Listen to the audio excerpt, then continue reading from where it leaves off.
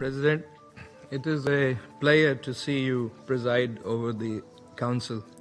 We commend the Korean delegation for its skillful leadership of the Council this month. We take note of the Secretary General's report and thank SRSG Rosa Utanbayeva for her comprehensive briefing. We value INAMA's efforts to promote normalization in Afghanistan under very difficult circumstances. We have also listened to the statement by Ms. Hanifa Girawal, and we agree that without doubt, equal participation of women is essential for national development and reconciliation in Afghanistan. Mr. President, let me also express Pakistan's deepest condolences to the people of Afghanistan for last month's devastating earthquake in the east, which claimed over 1,400 lives and injured thousands. Pakistan has provided 105 tons of humanitarian assistance to help the families affected by this tragedy. The Taliban have now been in power for more than 4 years. While civil war has ended for the first time in 4 decades, Afghanistan's situation remains deeply worrying. Sanctions, a collapsed banking system, inadequate humanitarian aid, poverty, terrorism, narcotics, and human rights concerns continue to define Afghanistan's landscape. These challenges stem not only from Taliban policies and the country's turbulent history, but also from shifting global priorities, lack of unity, and slow response of the international community. The humanitarian needs and response plan for 2025, for example, has received only 27% of the required $2.42 billion. The international community must close this gap and ease the suffering of ordinary Afghans caught in a political impasse and divergent policies. It is important to ensure that the Taliban sanctions regime does not fall prey to political considerations of council members. Travel ban exemption requests remain crucial for meaningful engagement and must be examined in an objective manner, consistent with the objectives of this Council and sensitive to the genuine concerns of Afghanistan's immediate neighbors.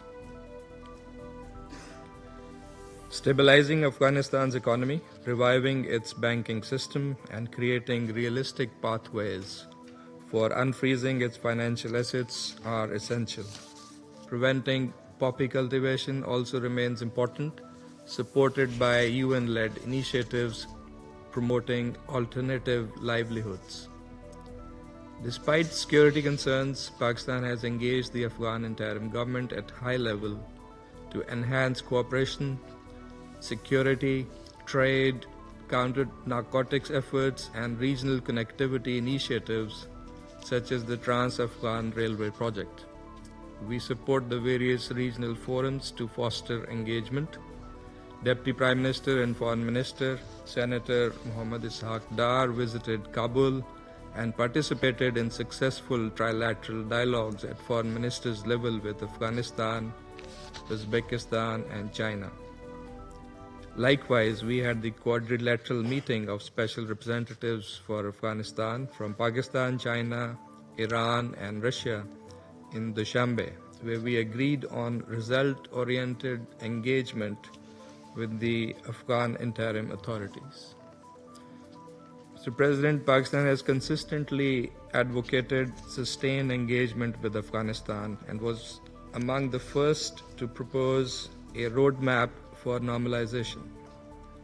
We look forward to the next steps of the UN-led Doha process and plan of action for its mosaic approach, which must address Afghanistan's multifaceted challenges in a balanced and comprehensive manner, as was also recommended by the independent assessment report.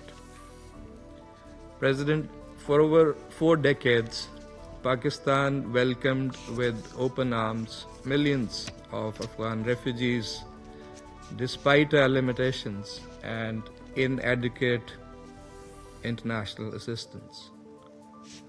No country has single-handedly demonstrated that level of commitment in hosting refugees in such large numbers and for such long durations other than Pakistan. It was understood that these were not indefinite stays. Besides, Pakistan has had to cope with huge numbers and caseloads of illegal foreigners, including Afghans without legal status or documents, which also poses a serious security threat to Pakistan. With conflict now having ended, many Afghans have been repatriated in a dignified, phased, and orderly manner.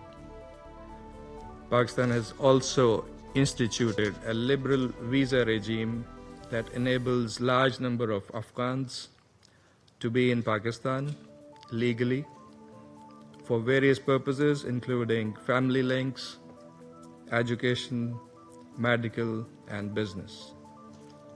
While we will continue to extend all possible assistance to our Afghan brothers and sisters, the international community must shoulder its responsibility and take the necessary steps to ameliorate the conditions and share this burden more equitably. International partners must fulfill their obligations also with regard to their commitments that are in fact long delayed and unkept, including for third country resettlement.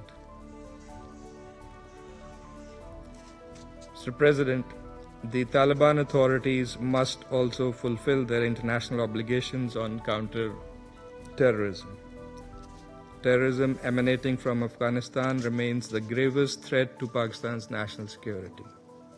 Terrorist entities including ISIL-K, Al-Qaeda, TTP, ETIM, BLA, and the Majeed Brigade operate from Afghan sanctuaries, with more than 60 such terrorist camps serving as hubs for enabling cross-border infiltration and attacks. We have credible evidence of collaboration among these terrorist groups through joint training, illicit weapons trade, refuge to terrorists, and coordinated attacks, all aimed at targeting civilian and law enforcement agencies and disrupting and sabotaging infrastructure and development projects in Pakistan. We also need to zoom in on the interlinkages playing out on the digital landscape. Their propaganda networks, nearly 70 social media accounts traced to Afghan IP addresses, must also be curbed, and that requires full support and cooperation from social media platform providers with the governments. President, Pakistan and China have jointly submitted to the 1267 Sanctions Committee a request to designate BLA and Majeed Brigade. We hope the Council will act swiftly on this listing to curb their terrorist activities.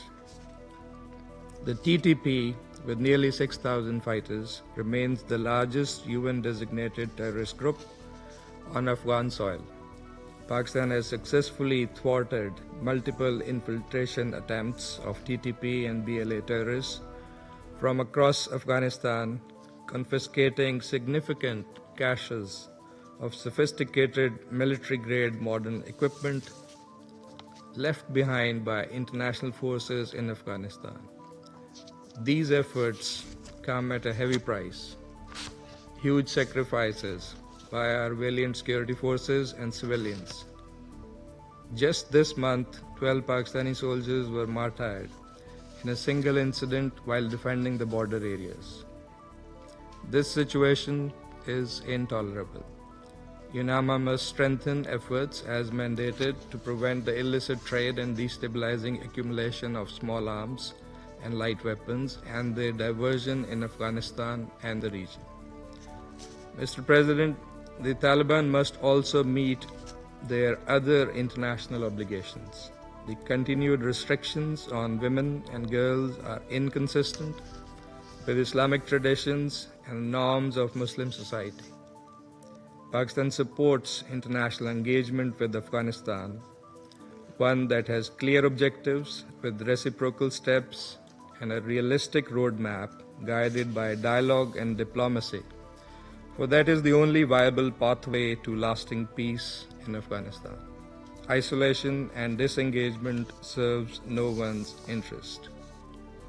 As immediate neighbors bound by geography, culture, and history, no country desires peace and stability in Afghanistan more than Pakistan. And no country has suffered from the consequences of decades of conflict in Afghanistan more than Pakistan.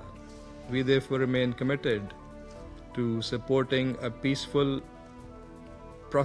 prosperous Afghanistan for the sake of our region and in the best interest of the world. I thank you. I think the